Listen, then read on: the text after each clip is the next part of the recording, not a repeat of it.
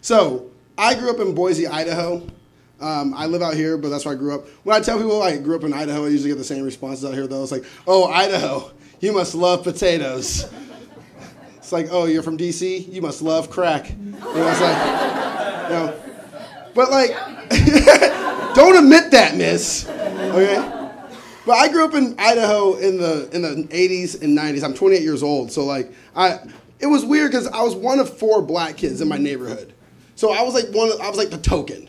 Like everyone wanted something cool, they went to me because apparently that's what black people do. But I never realized I was really that different, and except for when I started to grow up, like I didn't realize how much race played a part of my life. Because my grandma would always be like, Reggie, when you're out there in the streets, don't do anything stupid.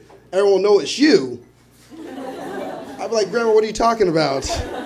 I look like everybody else. There's no way I'm a normal teenager, But as I got older, I started to realize, oh my God, no, I am like, okay, people don't like me because I'm black, or they're a little awkward towards me. But it didn't really culminate until 8th grade. In 8th grade, I was playing on the basketball team, and we had a pep assembly for the girls and boys basketball team. And at the pep assembly during lunch, they were going to have a dance contest, which I was so happy about. Because the year previous, guess who won the dance contest? So, like Ric Flair, to be the man, you got to beat the man, right? I want to keep my title, So I'm like sitting there just waiting for them to say my name. So they start to call the people down. They're like, all right, down there on the floor, we need Mark, we need Ian, and we need Katie. No, Reggie? Like, what the hell? I'm the champion. Can't take my title without me having a chance. Now my friends can see that I'm getting a little angry and a little worked up. So they're starting to play into it. They're like, hey, Reg. Hey, dog, I won't let them do that to you, dog. Man, them fools fronting.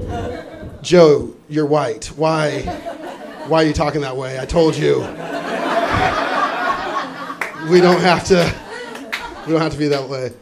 But no, man, I wouldn't do that, man. If I was you, I'd go down there and show them fools. You're right. I should go down there. What are they really going to do to me, right? So here's the stage. They have 3 people down there.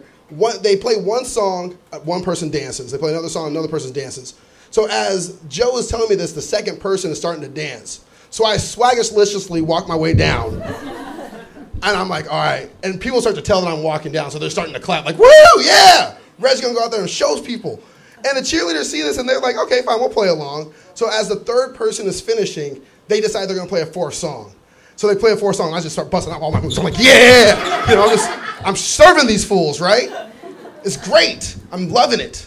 So now they're playing the second round of songs. The second round of songs, a little slower, a little more R&B, a little more bump.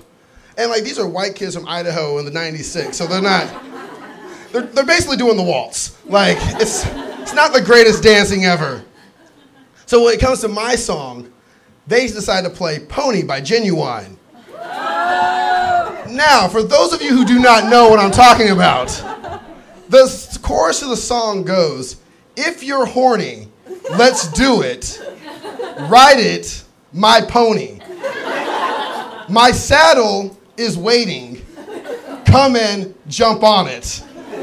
Now, this is what they're playing at an 8th grade assembly. I say, screw it. To be the man, you got to beat the man. I'm going to go big or go home. So the song starts playing, and I'm like getting down with it. And I just like decide that I'm going to just start going big or going home. And I get down, and I just start humping the floor, right? Now, kind of risque, right? Everyone's going crazy. They're loving it. And like I jump up, the dance contest is over, and all of a sudden they tally up the votes. I win. Victory is mine. Woo! Victory. Loving it. So now I'm riding a little high. I'm like, I'm the champion. I'm walking back to class with my buddies. We're just whooping it up. I'm sitting in class. Now, I don't know how it was like in your guys' middle school, but when you're getting in trouble by the principal, they don't put you on blast in front of everybody. They bring a green note into the classroom. That way all the kids can go, ooh, like it's a bad Saved by the Bell episode or something. And so I get my green note. It says, Reggie Melbrough to Mr. Compton's office. I'm like, shit. I'm getting in trouble. I knew what I did was bad, you know, but I was like, it's a prank. Like, come on, everyone's having fun. It's no big deal. But then as I start walking closer to his office, then it starts to set in. I'm like, oh, shit. Oh, my God. It's basketball season. I'm going to get suspended. I'm going to get detention. My grandmother's going to kill me. Oh, my God. She warned me about these white people. Like, this is not good. And as I look up, all of a sudden I see the principal's office. I see Mark from the dance contest. And he's coming out of Mr. Compton's office. And then he starts to walk the other way.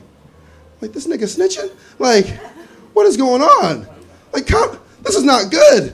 So I hit the door. Compton goes, Melbrough, my office now. Like, fine. I grab a seat. He's like, so, heard there was a little disturbance today in the assembly. Disturbance, Mr. Compton? I don't know what you're talking about, sir. Don't you be coy with me. I heard that you forced the cheerleaders to play Pony by Genuine. And then you decide to lewdly and crudely dance on the dance floor. Mr. Compton, oh my God, sir, I'm so sorry. I mean, wait a minute, what do you mean you heard? You weren't even at the assembly, sir. Like, did someone snitch on me? He's like, listen, that's beside the point, all right? Just know, right now, under normal circumstances, you'd be suspended, you'd be given detention, and you'd be off the basketball team. But as you know, you're the only person of color in our school, so we can't really suspend you for this, because if we did, everyone would know, and we don't want the backlash. Mr. Compton, you saying you let me go because I'm a nigger? Is that what you're saying to me? He's like, well, not in that many words, but yes. So please go back to class because you're one of the good ones. So please just go back to class and it'll be all fine. And I'm like, okay, fine. And I start to walk back towards class. And then it just started to hit me in waves. Holy crap. Has this been happening all my life?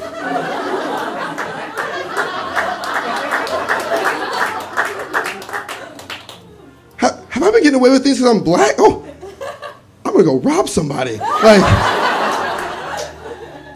because it's just weird because, like, now that I'm older, you know, I've realized, you know, like, no matter what race, religion, sexuality, no matter what you are, if you're someone that's, like, different and not part of the norm, like, people are going to hate you. People are just going to chastise you. They're not going to feel good. You know, their inner bigot will come out. But you shouldn't let that hold you down. You know, you got to learn how to fight through it. But then again, if it can work out in your favor, fuck it. Like, use it all you can. Hey, guys, that's my time. Have a good night.